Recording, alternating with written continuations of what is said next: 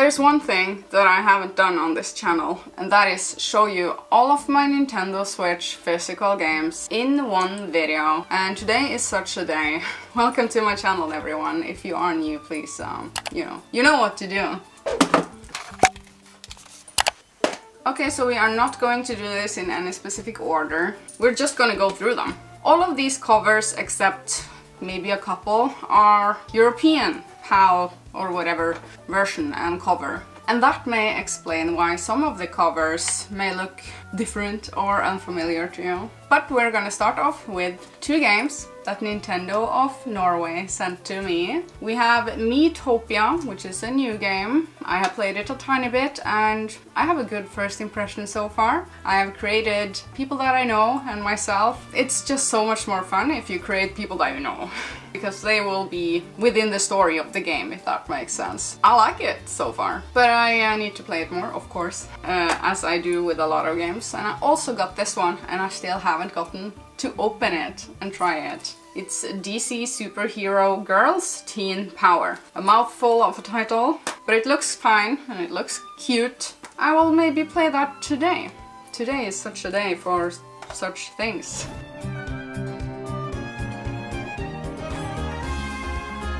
So here's the rest of my collection, and I have to say I'm not a collector. I just happen to have games and that becomes a collection because I bought games to play them. Here we have The Witcher 3, and what can I say? It is probably, let me correct that, it is definitely not the best way to experience Witcher 3. But it is, I don't know, amazing in some way, I guess, that they managed to squeeze this on the Switch. The Switch is basically not, in my opinion, powerful enough to run this properly because it looks really muddy on the Switch, but it is very nice for the Witcher fans that are, I don't know, taking the train a lot and do a lot of gaming on the go so that you can get Witcher 3 in handheld. Here we have Hyrule Warriors Definitive Edition. It was one that I was actually tiny bit disappointed with, but I can say, here we have it. I enjoy Hyrule Warriors Age of Calamity way more already. This is gonna be an unpopular opinion, but I feel like the graphics in Hyrule Warriors Age of Calamity are not good. It looks very pixelated and blurry, but the gameplay is, you know, where it's at, and the world, the setting is within Breath of the Wild. Really nice. Speaking of Breath of the Wild, here we have my first game that I got for my Switch. It should be your first game too. But I have actually heard about people that didn't enjoy Breath of the Wild. So I guess there are such people as well. And within all of my covers, I write the dates of when I bought them. This one says 3rd of March 2017, the release day of Switch. And the Zelda game. 1, 2, 3, 4. The Switch is 4 years old. Oh my. Now, this is a physical copy that I remember Metal Jesus Rocks was like, does that come in physical? I need it. And yeah, it does. Atelier Lydia and Suel. I have this in physical. And it was expensive. GameStop, 669. Anyways, it is a very nice entry to the Atelier series. I did a review of this and I loved it. It's such a cozy time, such a cozy game. And the Atelier series, let me just say, you have to try them. Try some of them, they're so good. So, on to the next games. Xenoblade Chronicles 2, which is a good game, long game, beautiful game, green grass game, and blue sky game, if that makes sense. I got this from Ishaman, and he has written a lot of inside jokes on all of these small hearts. I got this for Christmas from him, 2017. One of the first games that I got for my Switch. I still recommend it. Here we have Super Mario Odyssey, which is a 3D platformer with the most familiar face in the entire universe of video games, probably. It is signed by Charles Martinet. I met him at the Retro Convention in Norway, when that was a thing. Such a fun game. Nintendo never disappoints when it comes to quality of their first party things. Okay, so the next physical game is Titan Quest. It's a game that I played in 2010. It's a game that I bought again when it was ported on the Switch. And it's a game that I reviewed in my Buy or Not series. Link to playlist is down in the video description for all of my reviews, I mean. Fun ARPG. This is more of a niche series. It's in the Neptunia series. It's Mega Dimension Neptunia V2, which means Victory 2. And you play as all of the girls that are fighting in the console war. It's a very cute game, very anime style. I have all of the Neptunia games in my collection actually behind me, and I have been very obsessed with Neptunia series. Anyways, next game is Fate Extella The Umbral Star. I thought it was a good game. It's a Muso hack and slash game. Very cute and very niche. The fetishes, let's say, they are strong in this one. I bought it 8th of August 2018. Wow. From eBay.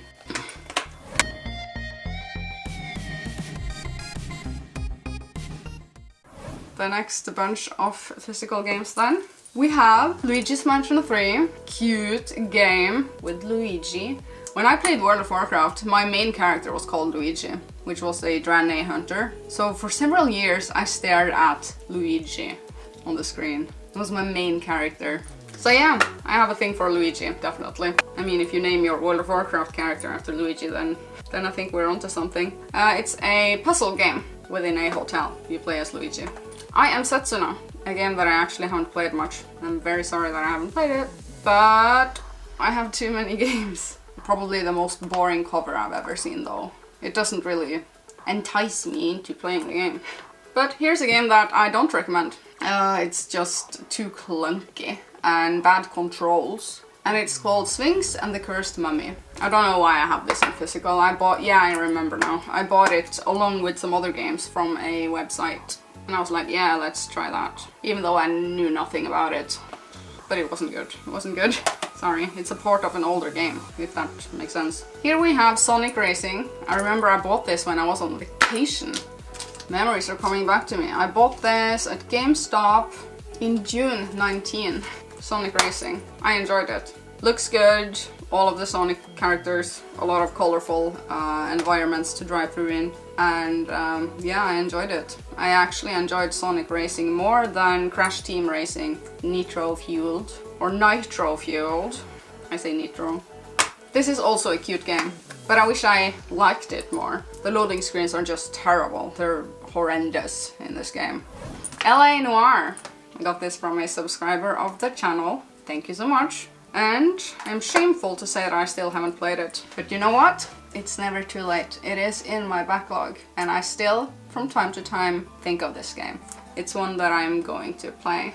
Let me know what you think of some of these games if you have anything to say. And remember, if you are watching on your TV right now, you can also hit like on the video on TV.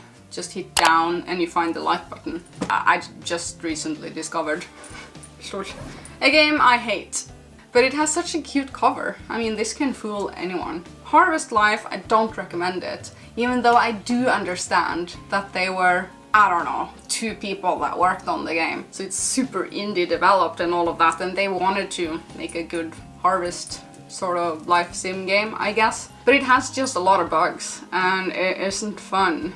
Like the actual things that you do, and the graphics are not great. So it's just not a very enjoyable experience, and I'm very sorry. The cover is too cute though. Here we have Little Dragon's Cafe. I did a review of this, and I found it to be unique because it's a game that combines cafe management along with exploring and gathering things, collecting resources, and it also heavily combines it with storytelling of really unique characters which have stories that in some places interconnect. And I remember it was just very memorable. I remember it was memorable. Here we have Bloodstained, Ritual of the Night. The hype was big. The hype was too big when this came out. Everyone talked about it. And that is because it is such a Castlevania style game. And it looks actually way better on other systems than the Switch. But it's a cool game if you're into that genre. It is actually solid. If you are into that genre to begin with, I mean. I like the colors in the game. Here we have a game that I just enjoyed too much. Shining Resonance Refrain. Comes with a sleeve. So cute. I recently played this again on my Xbox. So I bought this game twice actually, on the Switch and on the Xbox. But it was on sale on the Xbox and I wanted to go back to the cuteness. And the combat is fun. It's like magic and skills and a bit of feeling of hack and slashness. That can be really satisfying if you just want to fight something. Though the game is really dated and it has its moments of flaws. So we are down to the last games. Let's go through them. Xenoblade Chronicles 2 Torna. The marketing is kind of confusing when it comes to this game, because initially I thought it was a DLC of Xenoblade Chronicles 2. But when I popped this in, it had nothing to do with my save file from Xenoblade Chronicles 2, which I thought. This is a standalone game. Xenoblade Chronicles 2 Torna, the Golden Country. It's pretty much the same as Xenoblade Chronicles 2, but it's a tiny bit maybe better. But I haven't played it too much, so who knows, I don't know. Astral Chain. I consider this to be one of the titles that I heavily recommend when I get the chance to. When people say that I haven't played Astral Chain, I'm the one that speaks up and says, you have to try it, you have to play it. It is so unique and so beautiful. So beautiful. It looks super sharp on the Switch. Makes sense though, since this is an exclusive to the Switch. You can't play this game anywhere else. I made a review of this game and I want you to take a look at that review if you're interested. But I love it. Just looking at it now makes me want to play it again. Cute. Another game that I reviewed on my channel, one of my most viewed videos. Such a cringy video.